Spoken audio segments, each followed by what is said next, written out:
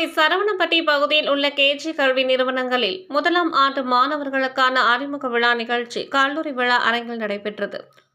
கோவை சரவணம்பட்டி பகுதியில் கேஜி மருத்துவமனையின் கீழ் செயல்படும் கேஜி செவிலியர் கல்லூரி மற்றும் கேஜி பள்ளி, கேஜி பிசியோதெரபி கல்லூரி மற்றும் கேஜி இணை சுகாதார அறிவியல் கல்லூரி ஆகியவை இணைந்து 2025-2026 கல்வி ஆண்டிற்கான செவிலியர், பிசியோதெரபி மற்றும் இணை சுகாதார அறிவியல் துறைகளின் இளங்கலை மற்றும் முதுகலை படிப்புகளுக்கான முதலாம் ஆண்டு மாணவர்களுக்கான அறிமுக விழா நிகழ்ச்சி நடைபெற்றது.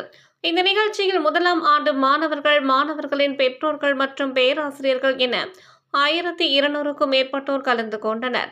தமிழ்தாய் வாழ்த்துடன் துவங்கிய இந்த நிகழ்ச்சியில் கேஜி மருத்துவமனையின் தலைவர் பத்மஸ்ரீ டாக்டர் பக்தவச்சலம் குத்துவிளக்கேற்றி விழாவை துவங்கி வைத்தார்.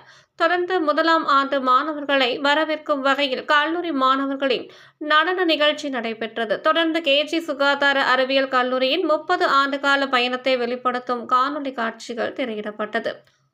பின்னர் இந்திய ஒருமைப்பாட்டையும் அமைதியையும் குறிக்கும் விதமாக பகவத்கீதை, பைபிள் மற்றும் குரான் நூல்களில் இருந்து மேற்கோள்கள் வாசிக்கப்பட்டு மாணவர்களை வரவேற்று பேசினர்.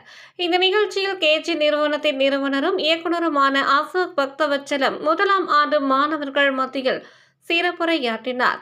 தொடர்ந்து சிறப்பு விருந்தினர்களாக கலந்து கொண்ட விஜயம் மருத்துவமனையின் என்டாஸ்கோபி துறை இயக்குநரும் மருத்துவருமான வம்சிமூர்த்தி மற்றும் தன்னம்பிக்கை பேச்சாளரும் மைண்ட் பிரஸ் ட்ரெய்னிங் நிறுவனத்தின் தலைமை செயல் அதிகாரியுமான கீர்த்தன்யா கிருஷ்ணமூர்த்தி ஆகியோர் கலந்து கொண்டு மாணவர்களுக்கு கல்லூரி வாழ்க்கை குறித்து விளக்க உரையாற்றினார்.